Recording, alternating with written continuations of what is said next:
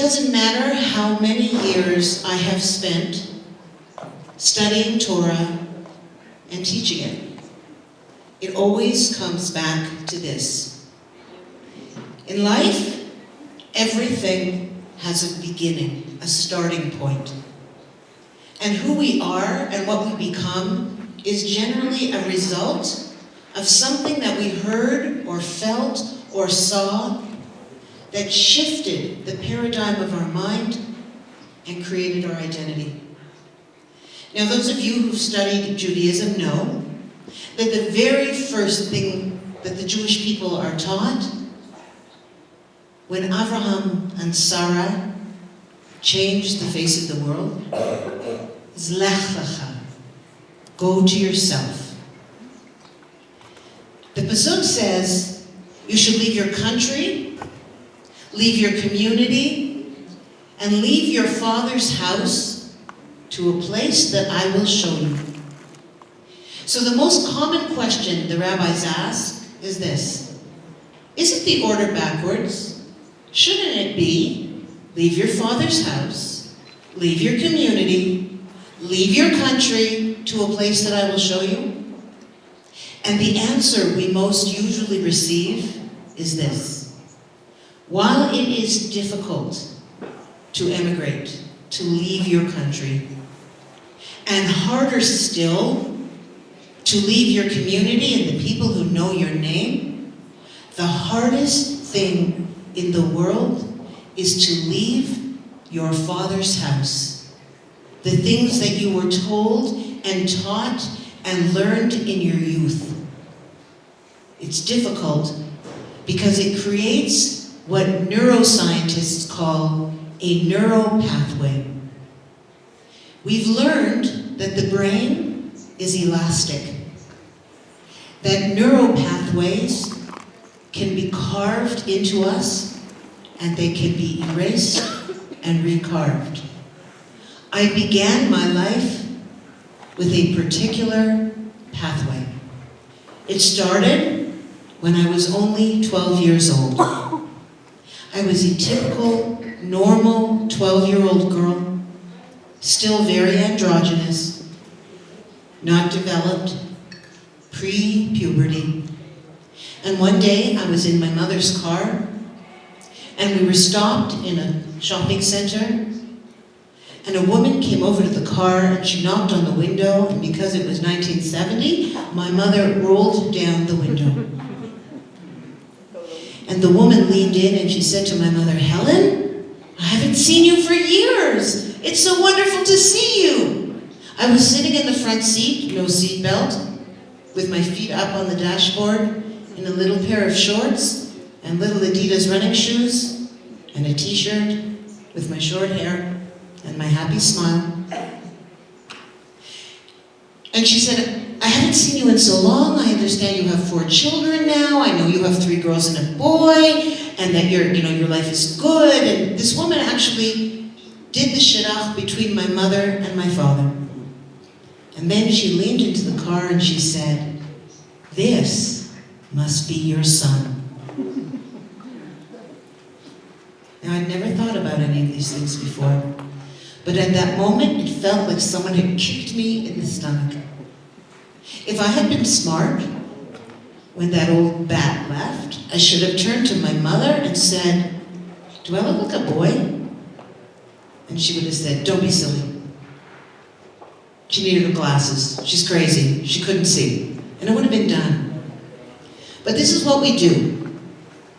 When we hear something that causes us pain, we stuff it, we bury it deep, deep inside of us. Freud said that neuroses, or neurotic behavior, is a pale imitation of genuine suffering. That means that we so don't want to suffer that we cover up our wounds with behaviors. And that's what I did. That day, I went home and I went into my mother's bathroom and I looked in her magnifying mirror and I decided that yes, I do look like my brother. I'm ugly. And what does that mean?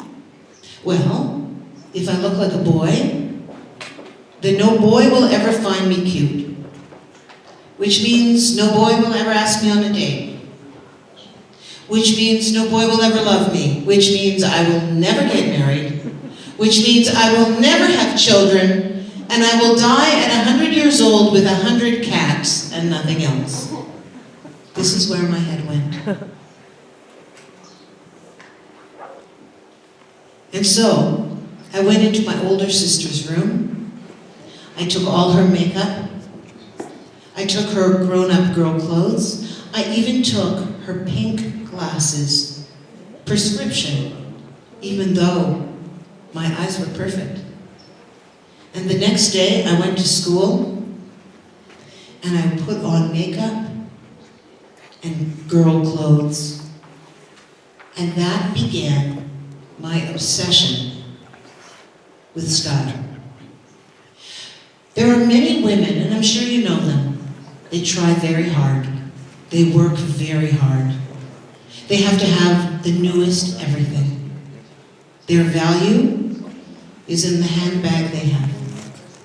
They will spend a year of mortgage on a purse. They worry about their hair, their faces, their clothing. They never leave the house without all their makeup. And it's very easy to think that that woman is in love with herself. But that's not the case. Because the harder you try, the less comfortable you are in your skin. I tried very hard. After a while, as is the case with neurotic behavior, I completely forgot what happened that day in the car, and I thought I loved fashion. In my high school years, I made sure that when I walked down the hall, people would say, "Oh my gosh, look what she's wearing. Can you believe that outfit? Look at her piercings, look at her hair. It's this big, and the makeup, and the lipstick." And when I developed the best accessory of all, no one would ever confuse me for a boy again. They were on display all the time. The skirt up to here, the shirt down to here. Anything, so that when you looked at me, you did not see me. Because if you saw me, you would see that hideous 12-year-old boy. I became so good at it, so profoundly good at it, that by the time I finished school, the first thing I did was go to work in the fashion industry. First as a consultant, management consultant, and in the 80s, let me tell you, all you had to do was look at something and you could make money. Anyone remember the 80s? Oh, it was an easy time, not like today. I worked in the fashion industry. I taught people what to buy, how to display it, how to manage it, how to train their staff to sell it. And by the time I was in my middle 20s, I started to work in television. From the very start, I would receive letters from the viewers. This is before email. You could fax, but I often got letters, sometimes hundreds a week. And they all said something like this: "Dear Miss Gold, you're not very pretty, but we love to look at you. Dear Miss Gold, you know, you should probably lose 20 pounds, but you make us feel better about ourselves. Dear Miss Gold, watching you on television reminds us that any average-looking Jewish girl can also be famous. Thank you very much." It's like the woman who leaned into my mother's car never stopped talking. But I'm going to tell you something. For 17 years, I was on television. And one beautiful, perfect girl after another would come and go, and come and go. And I was still working. Maybe there was something to be said for having to work a little bit harder, to offer something a little bit more than the shiny exterior of what I look like. Maybe, as we say in Hebrew, chen, that internal light has more power than yofi. You know, it's Hanukkah time. The ultimate fight of the Jews against the Greeks was that there has to be more than just the surface of beauty. This afternoon I explained to some of you that the Olympics originally was held in the nude, completely naked. Gymnasiums opened around the entire colony that Greeks ran with Alexander the Great, and people would work out in the gym naked because the Greeks believed that the body was the only beautiful thing, that it was perfect, and that developing it, its muscles, its tone, was all a person was, and there was no soul. That's why the very first thing that they outlawed was Brit Milah. And it's an interesting thing, as I said today, the majority of men whose names were Yoshua changed their names to the more Greek Jason. They wanted to be just like the outside world. They would hang weights, iron weights, on themselves to pull the skin down so that they would look like they were not circumcised. Imagine how painful that was. The obsession with physical beauty was so intense, and the Jewish people said, no, there is more than the body. And that's what the Greeks, under Ahasuerus, wanted to destroy. If you fast forward to today, we are very much like the Hellenists. The obsession and concern with the body is so profound. Our children are lying in hospitals with feeding tubes down their throats. The very, very religious and the not at all. The obsession with thin is the ultimate anti-female statement. Women have fat. Fat makes breasts. Fat makes ovulation and menstruation. The very first mitzvah in the Torah, to be fruitful, to have children, is not possible if you have no body fat. In Mitzrayim, in Egypt, the women, the righteous women, understood the importance of beauty. In fact, we learn, and there's a midrash that tells us, that the women used their mirrors, circles of copper. They would polish them till they shined, and they would make themselves beautiful in the mirror. Why? These were slaves. Why? So they could go to the fields where their men would drop after working 18, 20 hours a day, too exhausted to go home, to make love, to be married.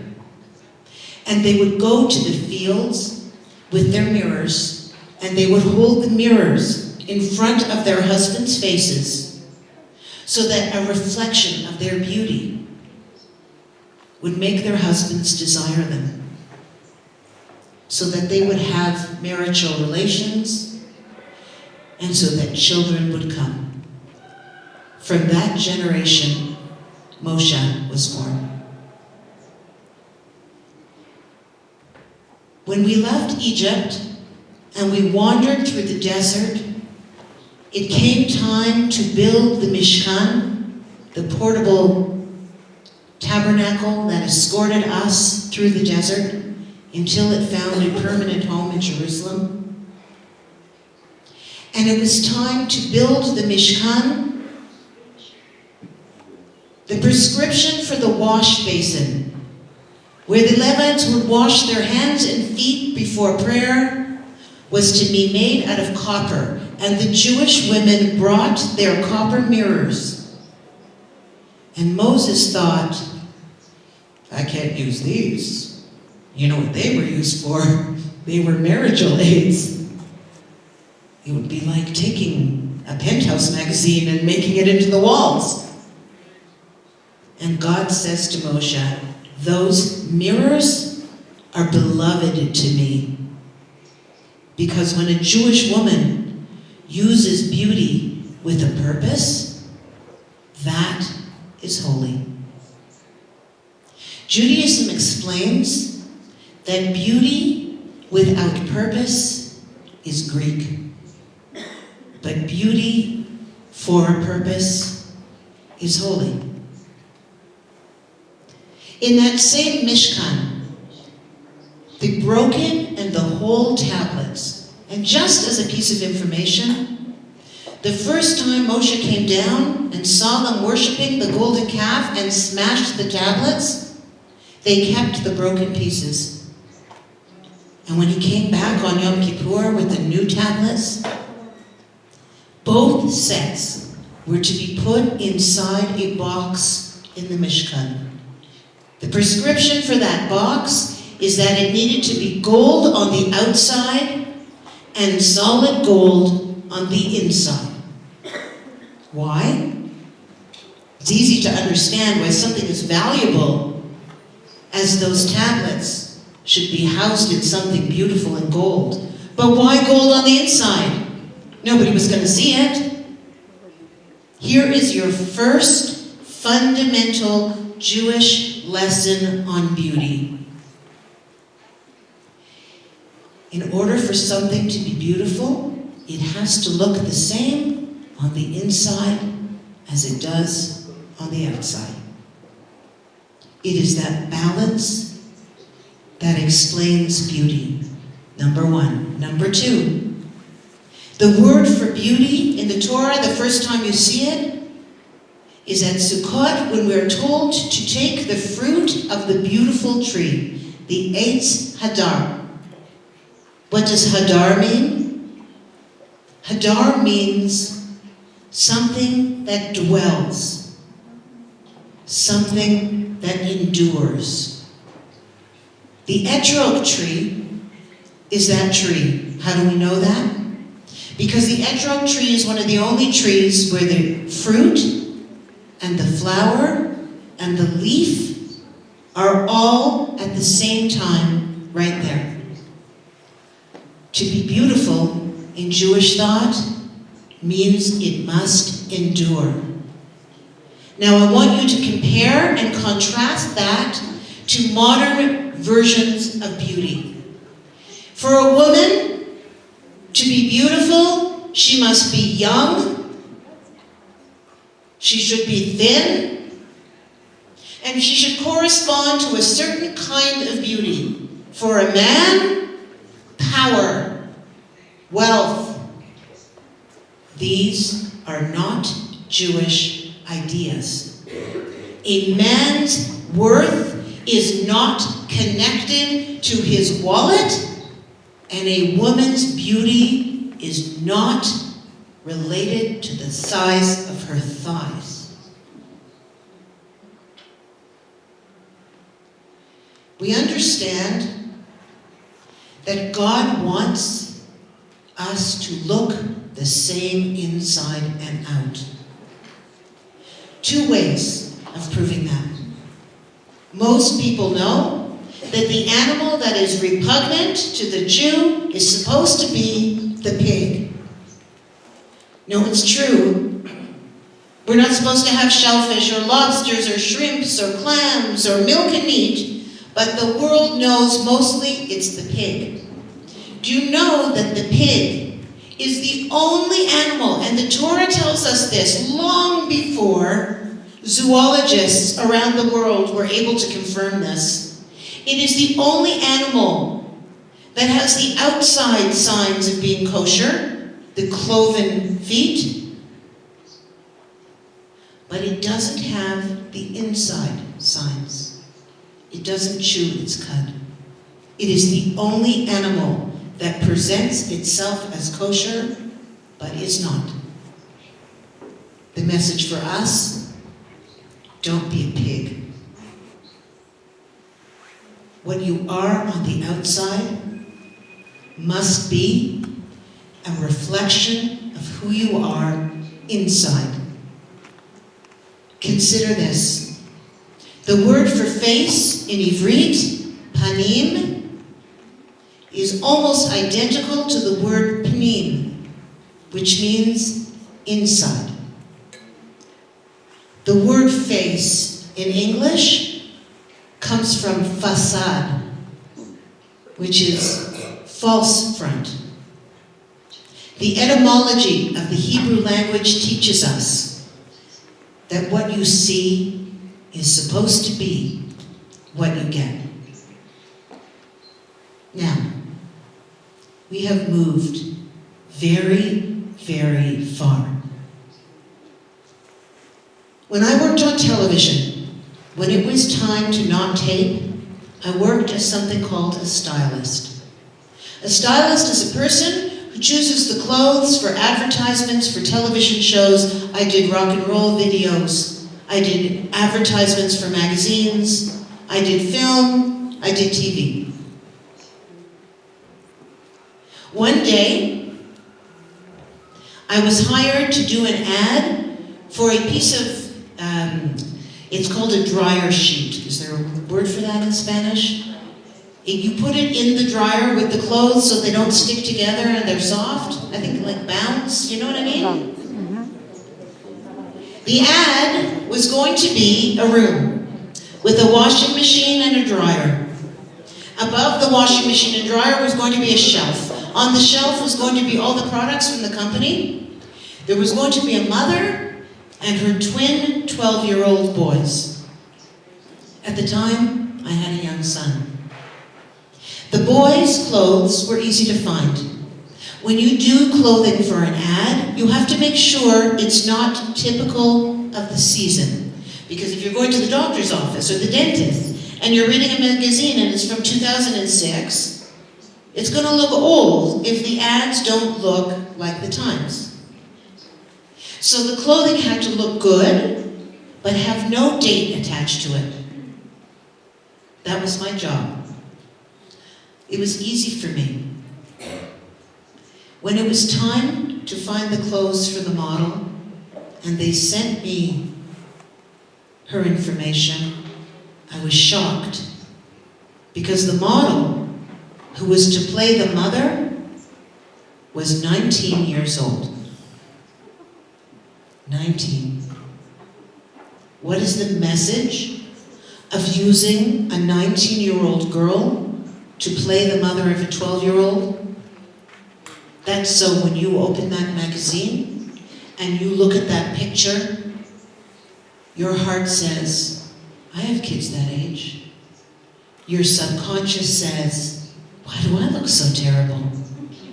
You turn the page, and there's a nice ad for cream, or Botox, or surgery, or hair color. And it's not just the women. It's the men too. The highest rate of anorexia now is not in girls, it's in young men. Exercise bulimia. They touch their stomachs to see if their abs are there. Little boys who should be lifting nothing heavier than a baseball glove, are checking to see that they have what we call in English a six-pack. Well, let me tell you something. There is a lighting system and a makeup system to make it look like you have one. A six-pack in a teenage boy who should be chubby with puberty, who should be eating an entire loaf of bread for breakfast, is worried about a six-pack? That every time he eats, he has to go and work out in the gym? They're after your sons too. It's not just your daughters.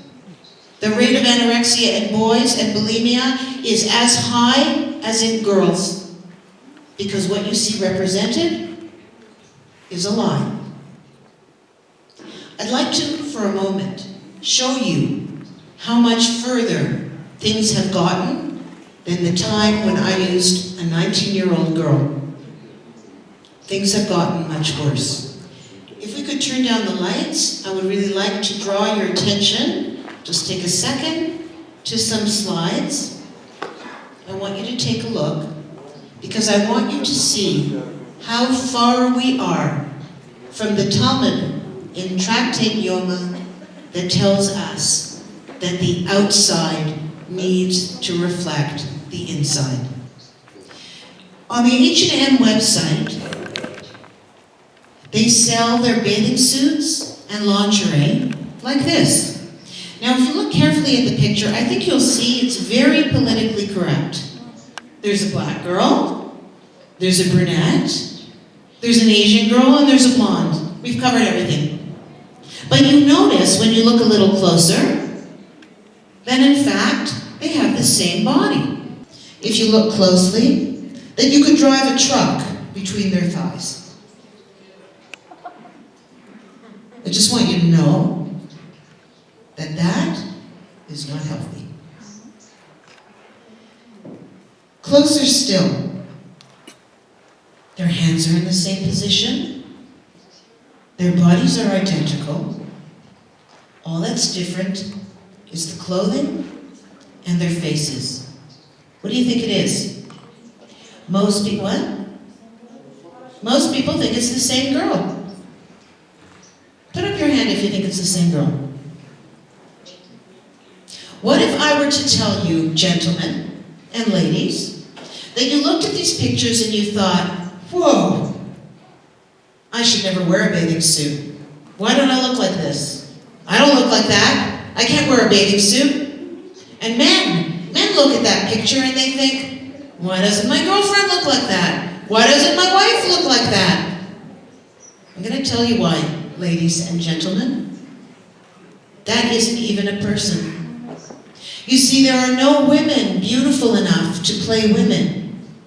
Forget a 19-year-old girl posing as a 40-year-old woman. Apparently, there isn't a woman in the world attractive enough to be a woman. So they had to create her out of bits and bytes. This is a virtual model. She's not even real. The faces are hired model, photoshopped on a cyber image like a video game. You want to know why you don't look like that, ladies? Gentlemen, you want to know why your wife doesn't look like that? Because she doesn't exist. She's not real. Can I have the next slide?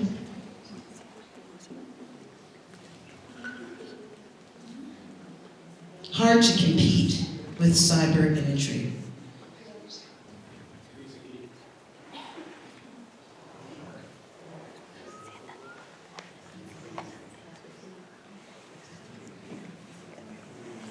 Don't worry. Everybody just digest this for a minute and feel better about yourselves.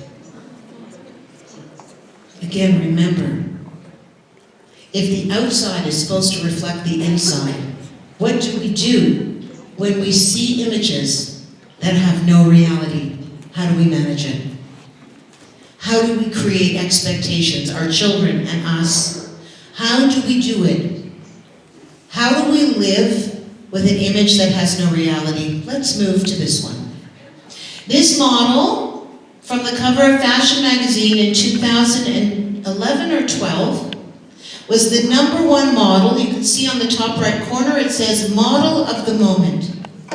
In Paris, during the runway shows, gentlemen, she modeled the finale dress, the wedding gown, in all the best designers. 6'1", skinny like a surfboard, lips like 2 pillows, eyes staring right into yours. She's hot, right? Except there's a problem. It's a man. This is Andre Pege, who has finished his sex reassignment surgery this year. But at the time, the #1 model on the runways in Europe was a guy. Because apparently, there's no woman good looking enough to play a woman. Let's use a 19-year-old boy instead. Isn't she attractive? And boy, she's not going to get bloated when she gets her period. She doesn't get her period. She's not going to get skin acne at that time of the month because it's not going to come. Now maybe in 25 years she's going to get a man pouch here, but for now, it's so much easier to be the look of a moment when you don't have something as troublesome as female hormones. If we could have the next slide. This ad got so much anger this year. Victoria's Secret. The perfect body. Really? Perfect, huh? I wish I had a pointer. If you take a look at the first girl, I want you to look at her legs. In fact, go to the second girl. Her ankle has been photoshopped until she doesn't exist. Girl #3 looks like she just left Auschwitz. And I'll tell you something, chas v'sholom, and I'll tell you something else. Girl #4, see those breasts? They're definitely fake. Because you can't be that skinny and have those breasts. But what matter is it? Who cares? Get your breasts made bigger. Why not? We like illusion, don't we, gentlemen? We'll get liposuction in our legs. We'll remove a rib from our stomach, make our waist smaller, buy some breasts, starve till we throw up or faint on the runway. That's how you get perfection, isn't it? But remember, if you do not train yourself to fall in love with truth, you might just be looking and lusting after a boy. You need to learn to love what's real. You want to know what real women look like? Look around the room. You want to know what men look like? Look around the room.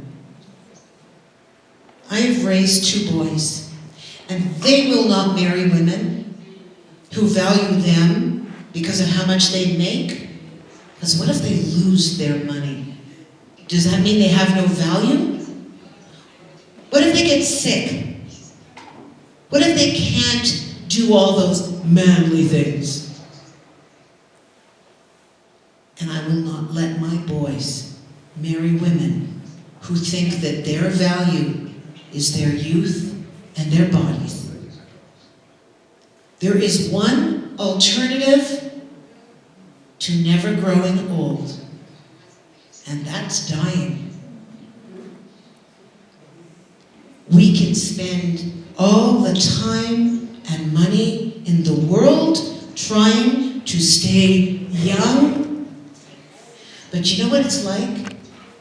It's like rearranging the furniture on the Titanic.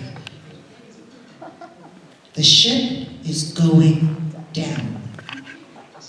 And you better learn how to love and value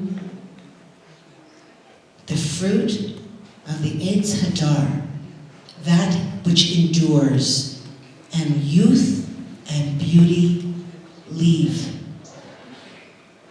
And if you want to feel like you have value and beauty and worth and sensuality in the world after a certain age, then you better train yourself to find reality attractive.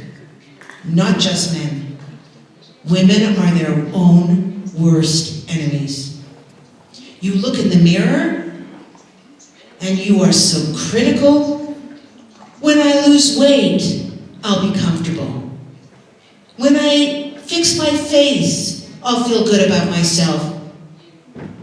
Why are we not all attracted to the same person? You know why? Because chemistry is different than aesthetics. Because your partner, your beshert, will be drawn to you, not just your face, to you. My husband, bless his beautiful soul, looks at me today at 57 and makes me feel more beautiful than I did at 29 when I met him. I feel beautiful today at 57, more beautiful than I ever did in my life. I don't care what you guys think. I'm hot. You know why I know that? Because my insides are full. They're beautiful. Now I understand what all of those letters meant. Something else makes beauty. In Africa, on the Ivory Coast, to enter a beauty pageant, you must be over 200 pounds. Why? Because in Africa, if you're skinny, you're dying of AIDS or starvation. That's not attractive. Do you all remember Fiddler on the Roof? My wife, my Golda, looking like a rich man's wife with a proper double chin. What happened to us? When did looking like you were dying become beautiful? Well, I'll tell you something. The majority of designers out there don't like women very much, if you know what I mean.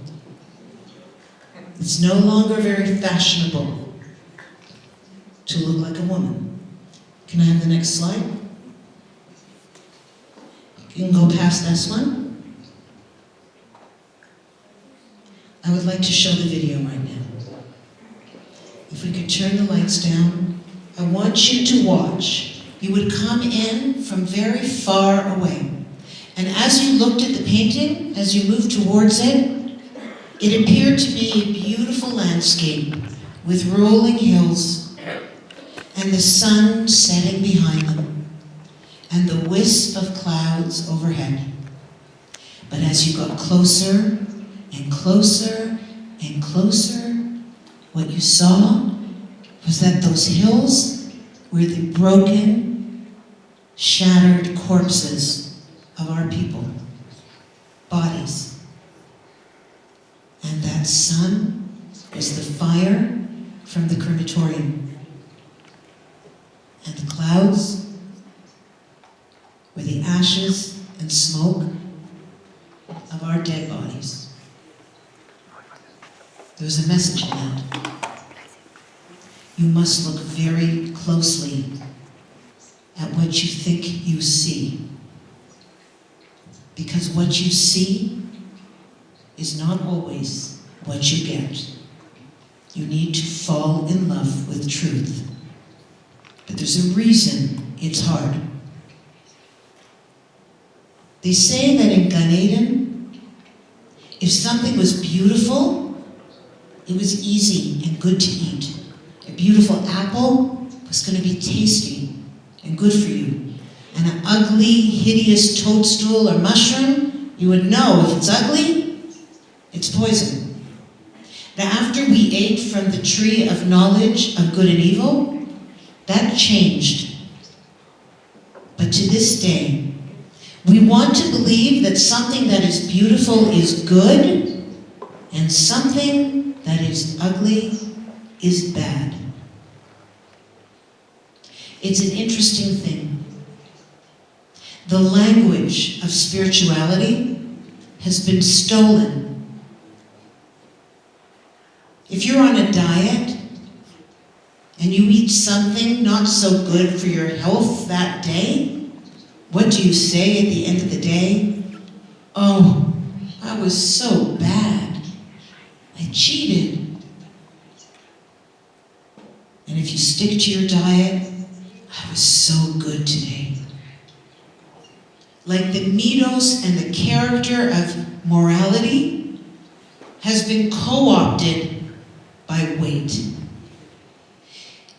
In English, if you want to order a cake that's light and fluffy, it's called angel's food cake. But the thick, dark chocolate cake is called devil's food cake. Makeup, the language of the soul sells makeup. A highlighter to illuminate you so you look lit from within. All of the language of the soul of the human being is used to sell products. You are perfect. God does not make garbage. I don't care what you look like, what you earn, what size you wear. You are exactly right. Exactly. When I started to study Torah, the very first mitzvah that I took on was snood.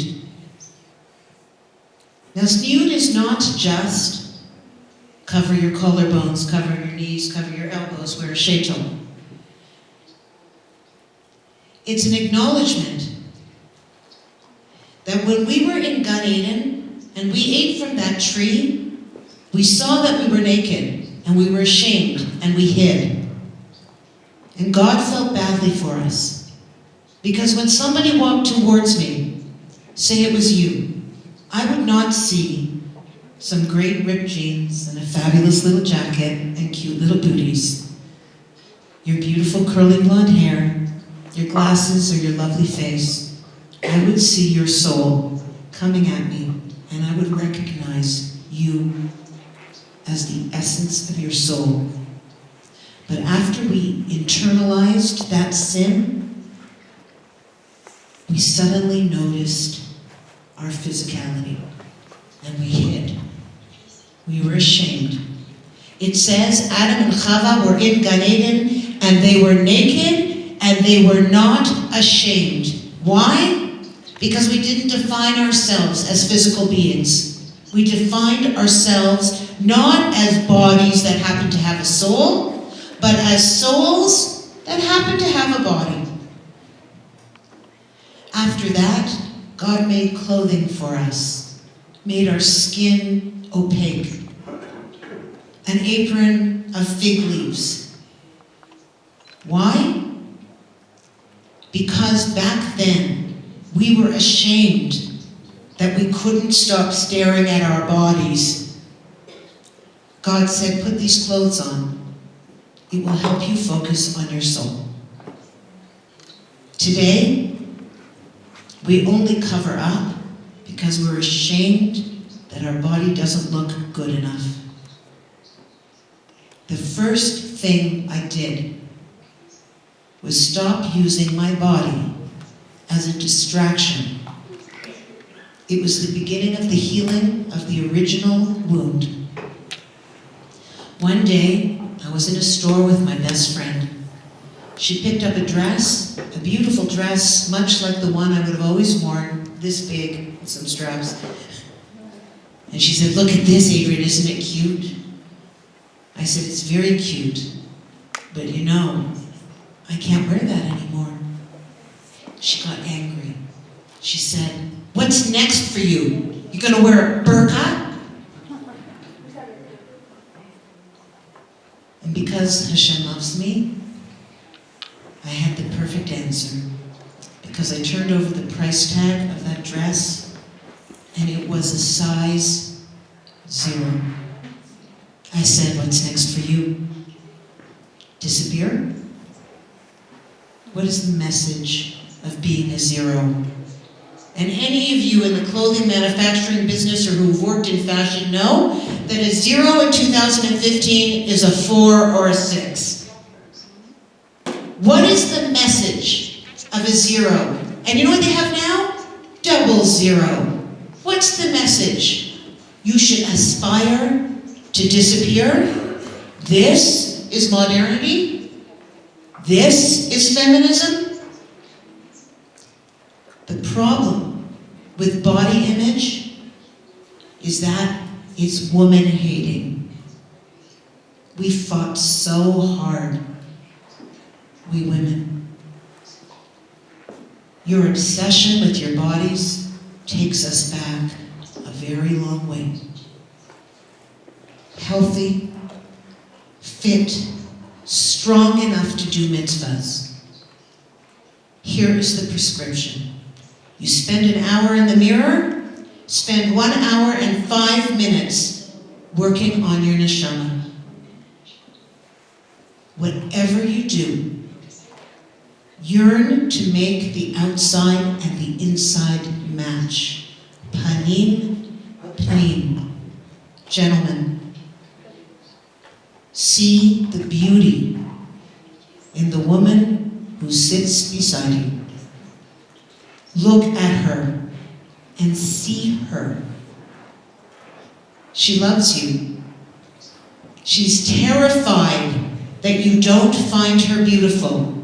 And women, look at your husbands. Look at their souls. Give them the respect and honor that men need. Not because of how much they earn or what they do, but because they are created in God's image, just like you. The greatest love is not possible if you don't love yourself. The reason that you should love yourself is because you are created in His image. You are perfect. Now it's time to fall in love with truth. Turn your eyes away from the illusions. Look inside. My bracha to all of us this Hanukkah is that we light up the world the way we did then, by rejecting the surface and infusing it with the soul and the holiness, which is what it is to be a Jew. Thank you very much.